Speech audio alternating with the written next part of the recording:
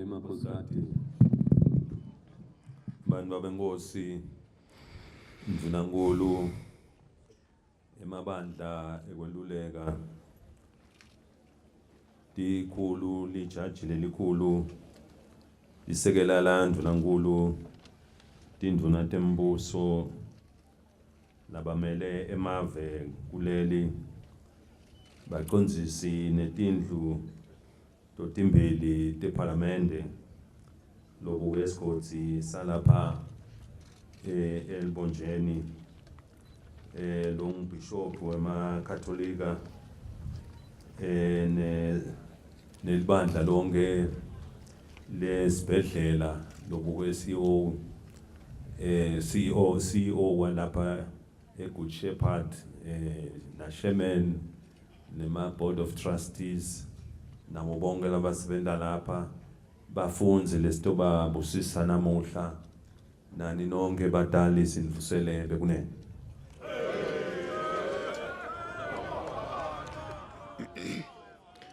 Emakhosikati, Your Royal Highnesses, the Prime Minister, councillors, chiefs, the Chief Justice, Deputy Prime Minister, cabinet ministers, members of the diplomatic corps, presiding officers and members of both houses of parliament, the regional administrator for the Lubombo region, the bishop of the Catholic Church, the clergy and the entire church, the board of trustees of the Good Shepherd Hospital and College, the CEO, principal, the board of trustees and entire staff of Good Shepherd Hospital, graduates here today, students of this great college, ladies and gentlemen, I greet you all here at Good Shepherd College.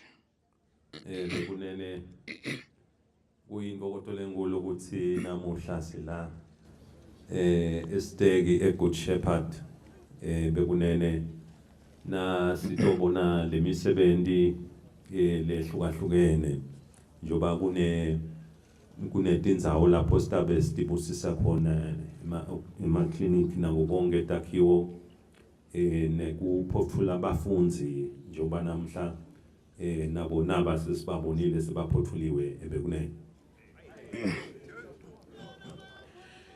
Today, ladies and gentlemen, is a great pleasure for me to be here on the inauguration of various projects here in this great college and hospital, in as much as the graduation ceremony of the graduates that have already received and been conferred with the various certificates according to their various programs here today.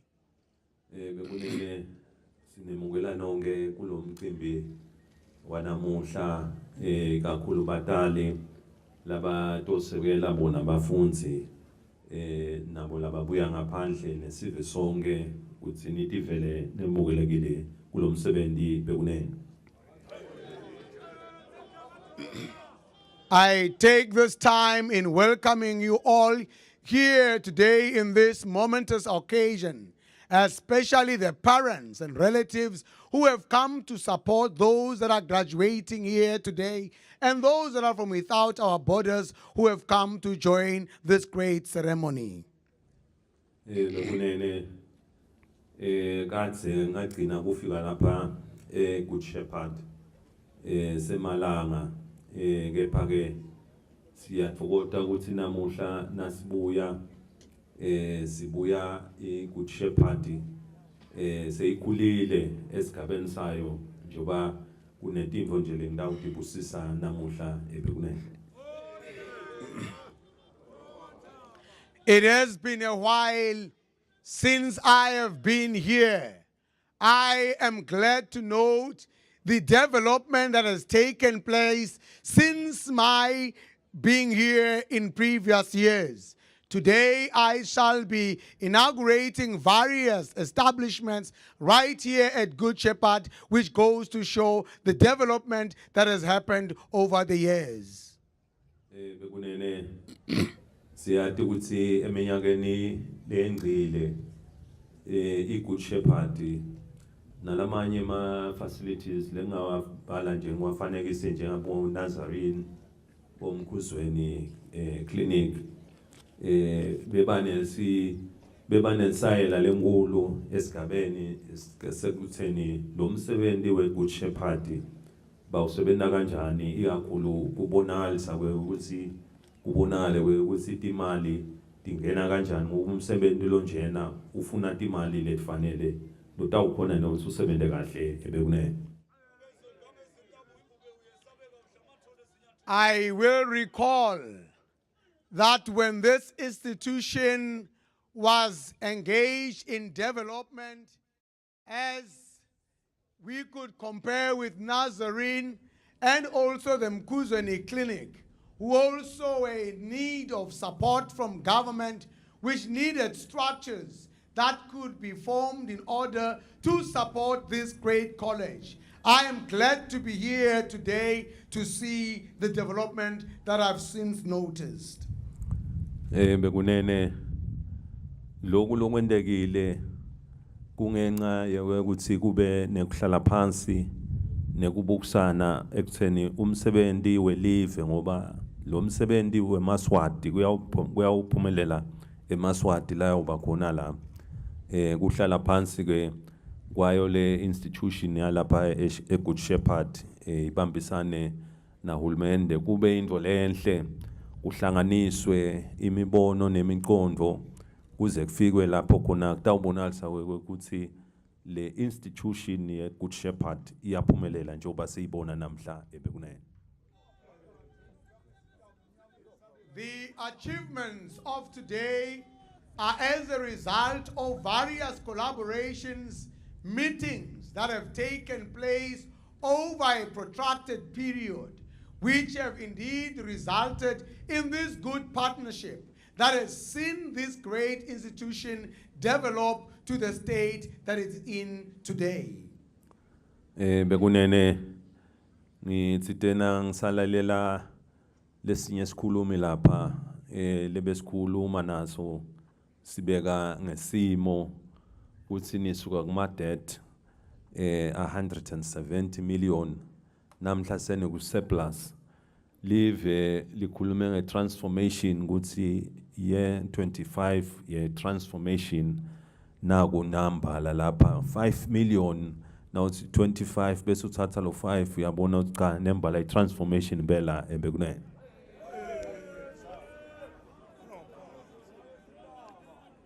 As I was listening to one of the speakers here today who was eloquently putting to table their journey from the dungeons where they were in debt of over 170 million. Today they stand on surplus of 5 million. The nation has been in talks on transformation and having a transformation agenda. This, I note, is the transformation agenda that we are talking about, and I'm glad to note. Bekunene nekuva ukuthi kuze kufikwe kule surplus kube ngiko kubambisana kwale institution nelive kungabi ukuthi nangabe kumbe kunetinkinga bese niyahlukana nibantu kepha kuhlala phansi nibambisane nibukisane kugcina kutholakala elikhambi kuyinto lenhle kakhulu lena bekunene. The success that has been well documented is as a result of the unity, the collaboration and discussions that has taken place since these discussions started. I am glad that these discussions have produced meaningful results and the development that we are witnessing here today. Bekunene le sifisa ukuthi ke ema institutions lamayendi la njengayo iGood Shepherd afune afunze sifundo la ukuthi kuhlala phansi kubeketela kubonisana kuba nema results lamahle laphumako njengoba namuhla nje siwavile lama results bekunene.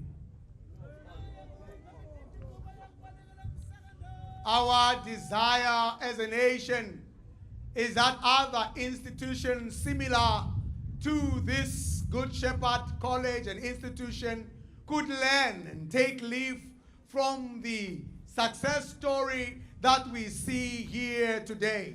That indeed dialogue and patience does bear fruit as seen here today. Bekunene umsebenzi wanamuhla njengoba namuhla sila stovula iOPD bekunene la khona kubonakala ukuthi kube nekuhlangana emkhathisini welive kanye nalamanye ema partners labonakala ukuthi kuze kufike kwakhiwe le OPD lefike yabita imali leng 17 million emalangeni bekunene. Today here marks a great achievement and milestone in the Good Shepherd institution. We are here to officially inaugurate the outpatient department here in this great hospital, which has been an achievement of funds exceeding 170 million emalangeni. Bekunene njoba silapha live le Swatini likhokhile imali njoba ngisho ngithi kube ipartnership emkhathisini welive netinhlangano njoba live likhokhe 15 emalangeni bekunene kwathi i-Papal Office Vatican yakhokha 1.6 million emalangeni kwathi loliswati lotsinzekako loyasebenza nemisebenzi lemnyende long AG Thomas naye wakhokha imali leng 200,000 emalangeni kubambisana size sifike kule 17 million kuthi kwakhiwe le OPD la sithi ke asikudumise kakhulu lokho ebekunene. As I have said, that the institution here has been as a result of various partnerships in the kingdom. The government of the Kingdom of Eswatini has contributed 15 million emalangeni, and the Papal Office of the Catholic Church has contributed 1.6 million, and one generous investor and business person in the kingdom has given 200,000 emalangeni towards this great institution. Bekunene lo msebenzi we-OPD utawusita kakhulu sive la eLibonjeni kakhulu njoba sifuna onke amadolobha eSwatini akhule ngema facilities la fanele ukuthi abe khona njoba lapha nje kunale sibhedlela sakahulumende kune Good Shepherd njoba na kune Good Shepherd ikhula nangema facilities kusho kona ukuthi noma ngabe sekunesimo lesinjani lesikhona kulendzawo lapha eLibonjeni senda ukhonakala ekulapheka enine bekunene.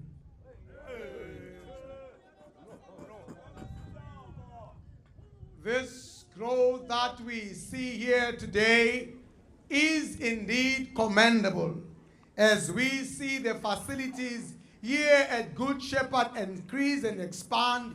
It does go to show that the nation here in the Lubombo region will find the needed help at every point in time of need. Bekunene kanjalo ne eye clinic i-clinic yemehlo bekunene nayo ibonale ukuthi kayihlanganiswe yakhiwe njoba live ukhanza ukuthi timo letinjena tiyaqhamuka njalo ngesikhathi kuyadzingeka ukuthi nembala abe khona lama facilities la tawukhona kunakelela leto timo letilikhuni ebekunene. We have also seen the construction of the state-of-the-art eye clinic here at Good Shepherd. This is an indeed needed facility here in the region and in the kingdom. Bekunene siyayidumisa ke nayo le clinic yemehlo levele yakhiwe njengoba umsebenzi wayo ubite imali leng-10 million emalangeni ukuthi yakhiwe. Iyabonakala ukuthi vele i-clinic lebonakala ukuthi ine equipment lefanele letawukhona ukuthi noma ngangisiphi isimo lesihambelana nemehlo kukhonakale ukuthi kulapheke malula ebekunene.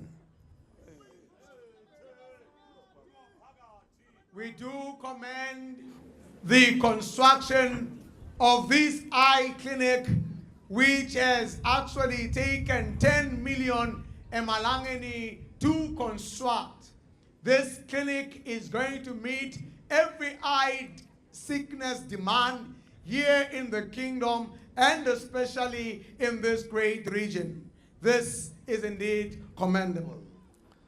Bekunene sithatha lithuba lekubonga ngoba laba hlanganisile bonsumbulwane ukuthi le clinic ize yakhiwe kube khona i-Christian Blind Mission eJalimane kanye ne-Christian Blind Mission eCanada.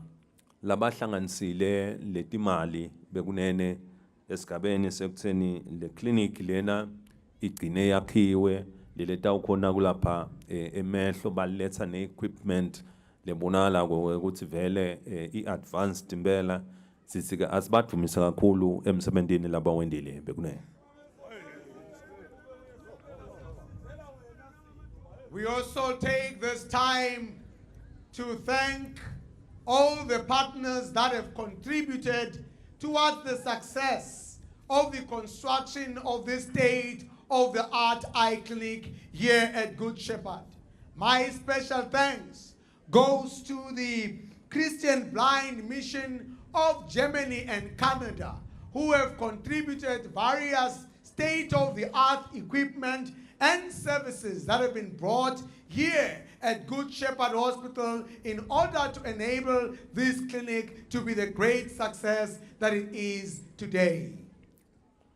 Bekunene ngaphandle kwale misebenzi lena lesengiyibhalile le clinic nale OPD le store ibusisa namuhla kube indvo lenhle esigabeni sekutheni bekunebafunzi nabo lebe bafunza lababonala ukuthi njengoba sikhuluma ngalama facilities lawa nje labusiswako athi ngabafunzi labatawungena basebente bakhone kunakelela sona sive kube into kodwa ke lenkulu ukuthi namuhla kube into yokuqala ukuthi ngito busisa labafunzi lapha lababonalisa ukuthi lapha iSenate babone ukuthi ba graduate nabo sithi asibabongele nekubathumisela nekubahalalisela emsebenzini lomuhle labawendile ebekunene.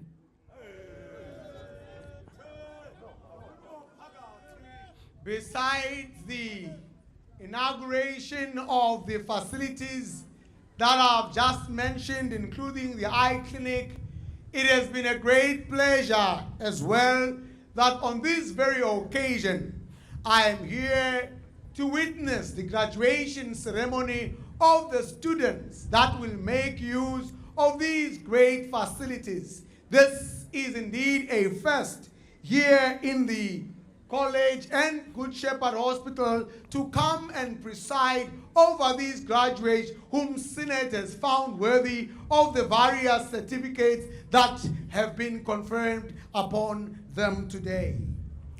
Bekunene ngiko nembala nasitanga lapha siteseta ngalapha labonala ke ukuthi hawu labuya lidulu nakubuya lidulu ke kusho tibusiso ukuthi emadlodi naNkulunkulu ezulwini bavele bayabusisa njoba kwekuqala kwekuthi sitobusisa igraduation kuyasho ukuthi ke njoba sekukuqala sekusetheke indlela ngoba wonke lofundzako lofikako lapha uyalifisa lithuba lenjena lapho inkosi nesive sonke semaswati bambukele sitobahalalisela nababusiswa ebekunene.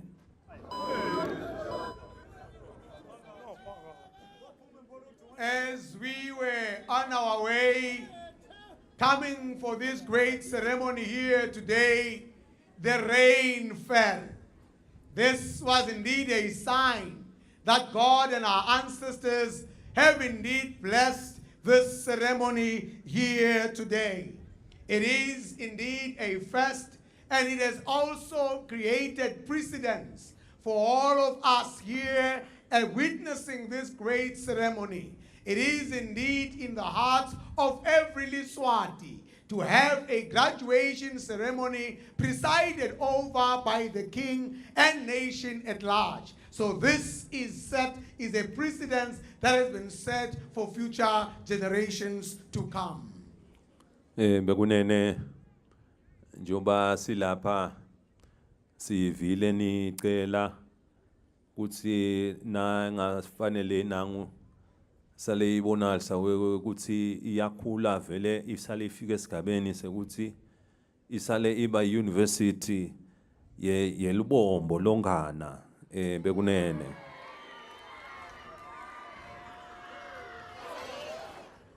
Since my arrival here today, I heard the requests that you have sent forth, that you desire this institution to grow and become a university for the Lubombo region.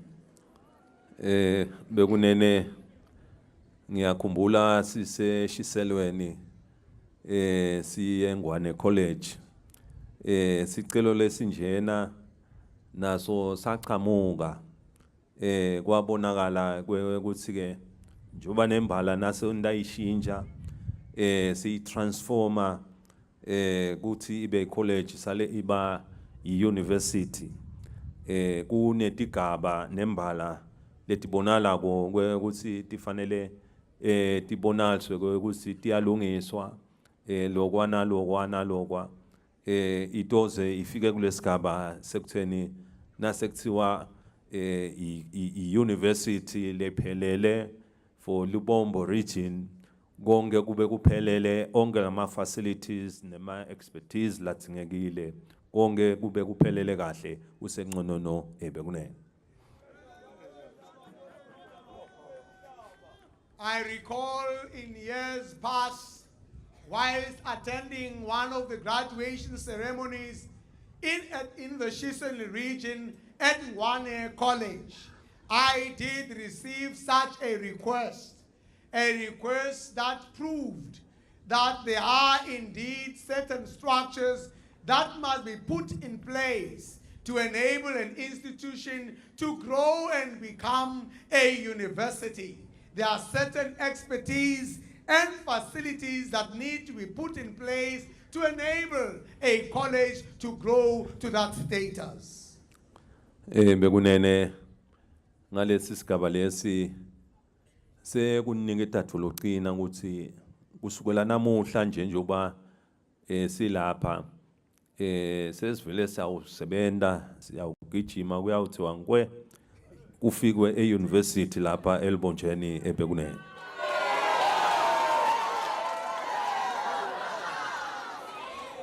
I assure you that from today we shall continue on our Nkwe agenda in ensuring that this institution is indeed transformed into a university.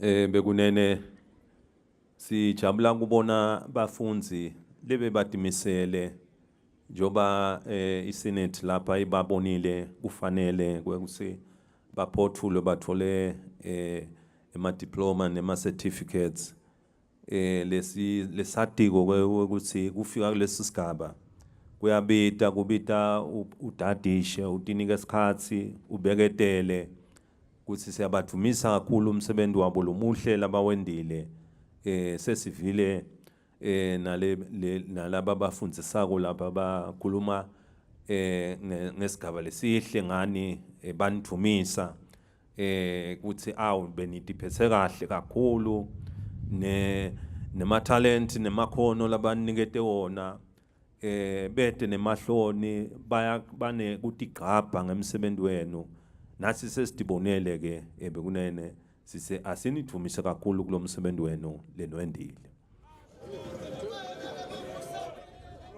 I take this opportunity to congratulate all the graduates that have graduated here today, as Senate has found you worthy of the various certificates that have been conferred upon you today. I thank you for the patience, the hard work that you have put in your cause of study whilst enrolled here in this great institution. Your lecturers and leaders have spoken so proudly of you and all the achievements that you have so achieved during your course of study here at the Good Shepherd College. They have spoken so well about you unashamedly and confidently, knowing that what talents and studies that have put upon you shall bring the required results in future.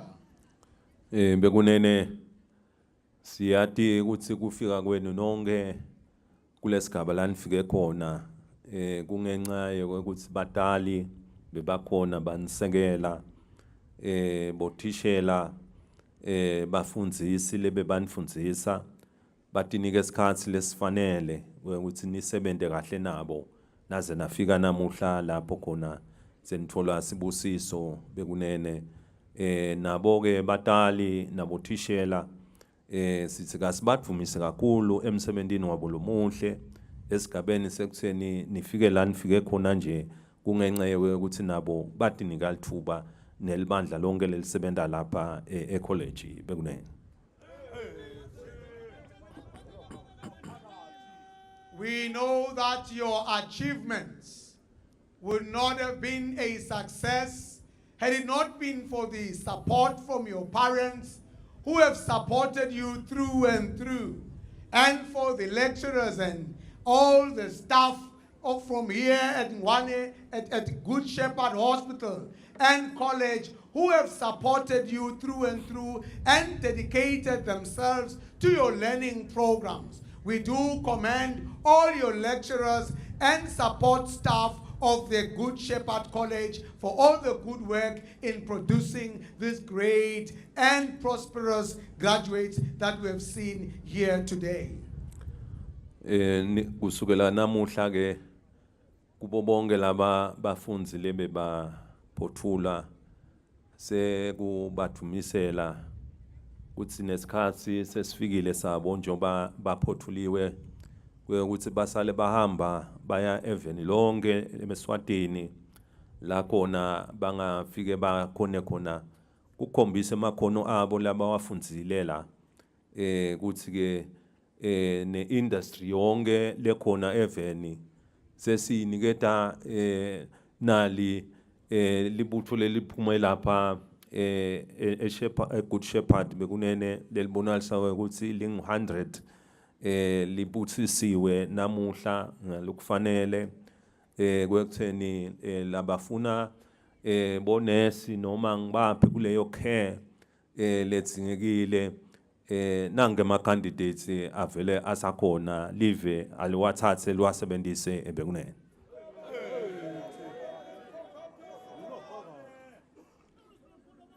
We take this time to congratulate all these distinguished graduates here today. Your achievements are now in display for all to see, because the time for you now to go into the work environment has come.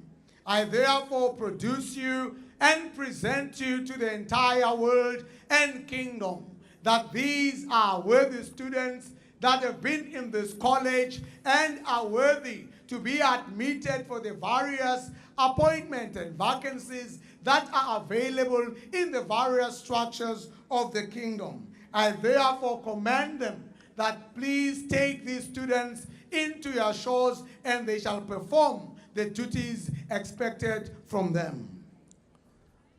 Bekunene sitfumisile ukuthi naniphuma lapha eGood Shepherd ecollege nithathe sinqumo njengoba nithethe umsebenzi lobonala ukuthi umsebenzi lenkiwo 24 hours 7 la khona kudzinga kunakelelwa sive sive nasinemikhuhlane noma sinane sigula sidzinga lusito sidzinga luthando kini sidzinga sihawu kini sidzinga wewe ukuthi nibe khona ngaso sonke isikhathi kube betela khona kungathiwa niyekele umsebenzi kubonalise ukuthi kugcine kufika esigabeni sekutheni ligulane letidzinga lusito lingasalithola ilusito lelingilo ukuthi lesifungo lenisithethe sibe sihle kakhulu niphethe emakhandlela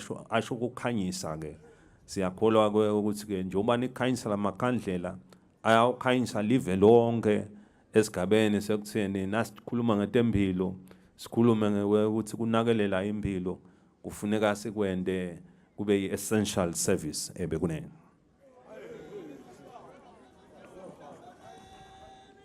As you leave here today, graduates, you have taken an oath of service. This oath that you have taken here today is one that is binding upon your conscience and upon your soul.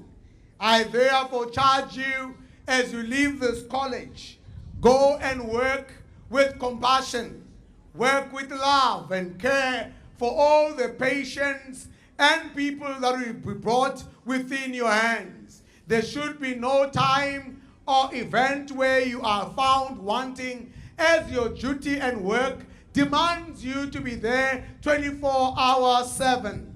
There should be no time where you are not found at your duty station, because you are an essential service that must be found at all times by the nation that demands and needs your services and care in the various stations where you will be posted. Bekunene njoba umsebenzi lomihle lengaka ukhuliswa facilities kuqhubeka nekufundisa abafundi labatawubuya babambe lemisebenzi kusho kona ukuthi live leSwatini liyadinakelela tempilo njoba vele nembala tempilo sitibeke embili kakhulu ukuthi nembala tiqhubeke tiphakame tindlondlobale njoba kuba khona lokwanalokwa lokuhle kuqhamuka kepha ke umgomo lomkhulu njengoba nje nasibuka nemaphakelo eveni tempilo tiyabambana deposit ibambane netemfundo njoba kunetemfundo bese kuba netempilo lokuhamba embili emaphakelweni kukhomba ukuthi impilo siyibeka embili kakhulu ukuthi siyinakelele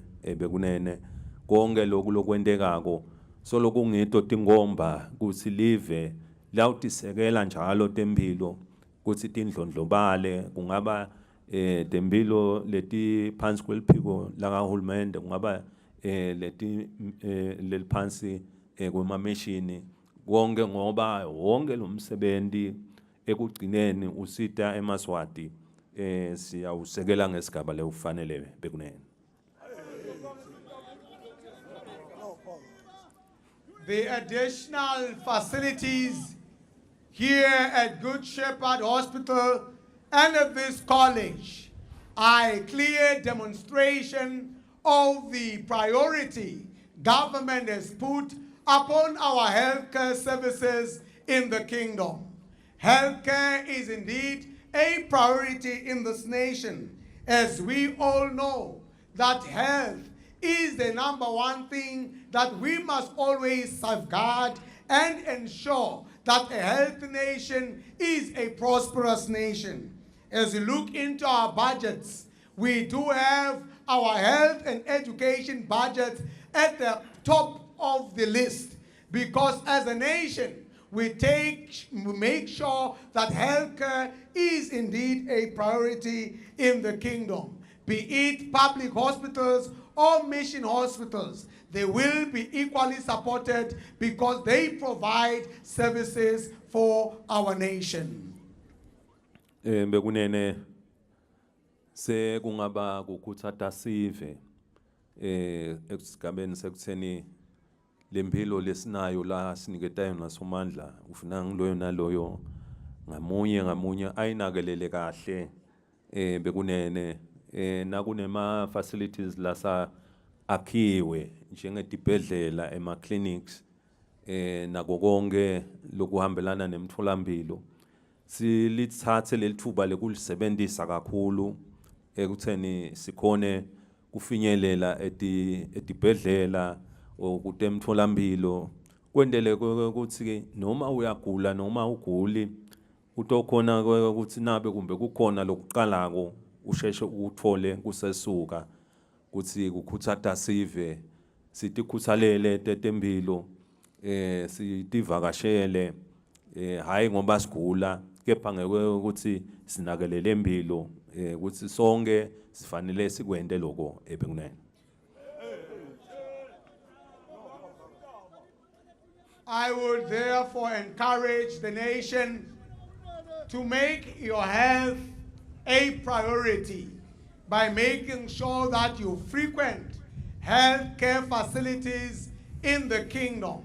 Not because you are sick, but it is important that you do your medical checkups regularly so that early detection of disease can enable the health practitioners to quickly make sure that you are brought back to your good health status. I therefore implore the nation to do medical checkups from time to time in order to maintain a healthy, clear record.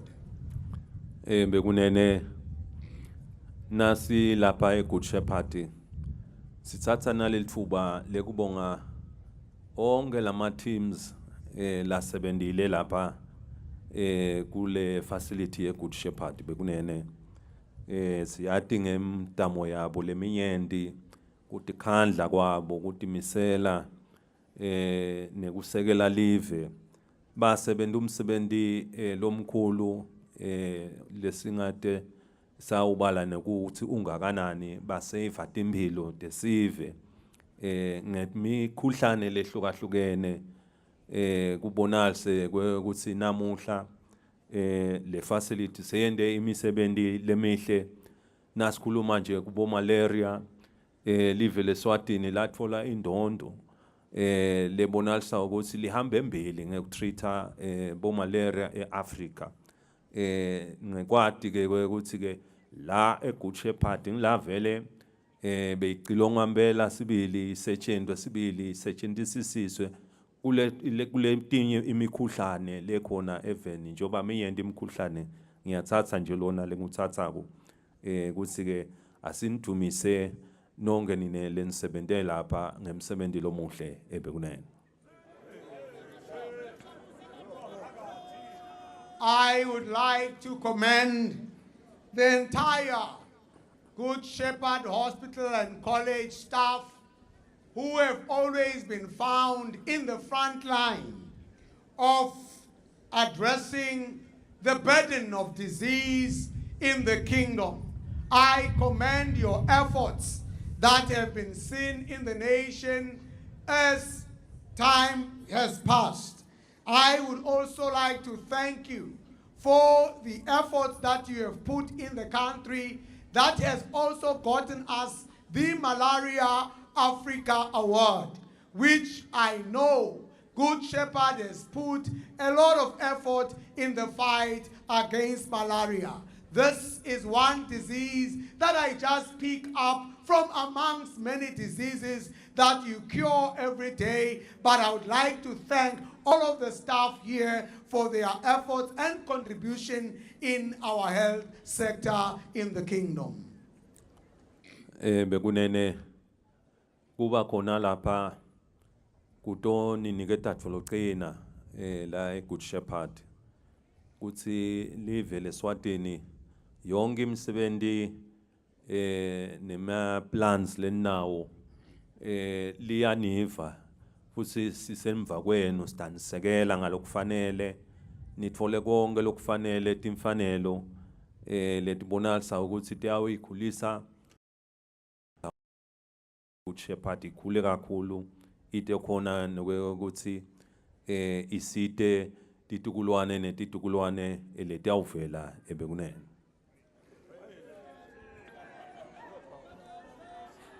Our coming here is for your strengthening and assurance that indeed we shall continue to support Good Shepherd with all the resources that you need in order for you to continue to grow and meet the demands of our future generations, that when they should also come, they will find Good Shepherd Hospital and this great college at the level that is expected.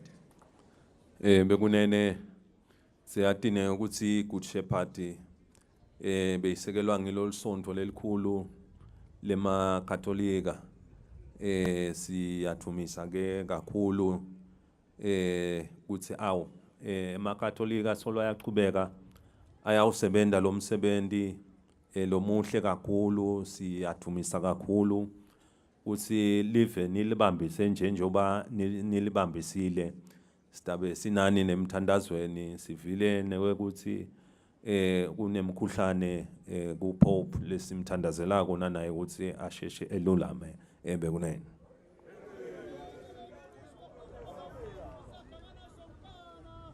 The Catholic Church has been a reliable and worthy partner over the years.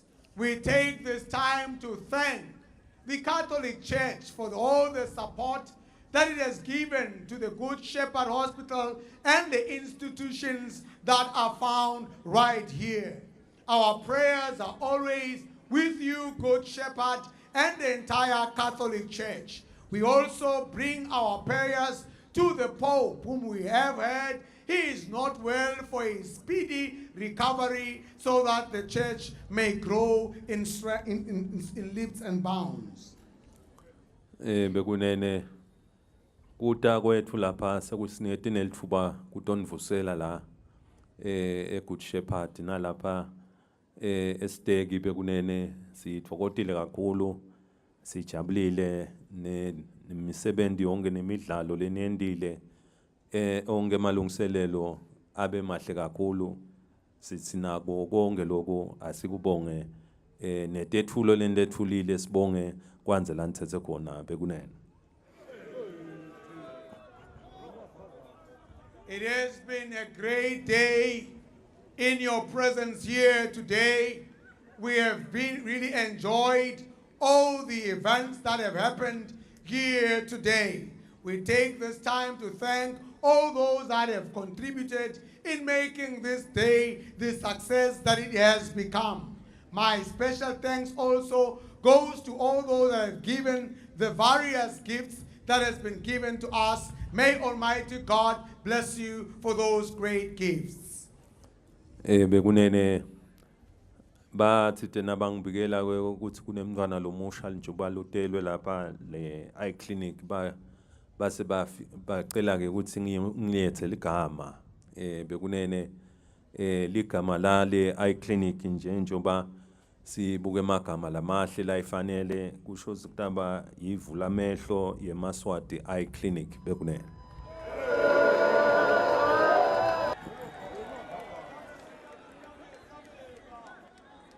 As I was coming here today, I've been asked to christen this new baby born here today. I have found a name fitting to our clinic, and our clinic shall be called Vulamehlo Yemaswati Eye Clinic. Bekunene ngalamagama sengiko sibusise le OPD, sibusise le Vulamehlo Yemaswati Eye Clinic, siphinze sibusise nabo bafunzi lebe baphothulwa namuhla uthi kusukela namuhla sekuvele le ma facilities asavuliwe ngekwemthetho nekwekuthi nebafunzi sebabusisiwe ngalokuphelele lapho bathole khona certificate nema diplomas ebekunene. With this statement, I'd like to declare that the outpatient department has been officially opened under my hand today, and also Vulame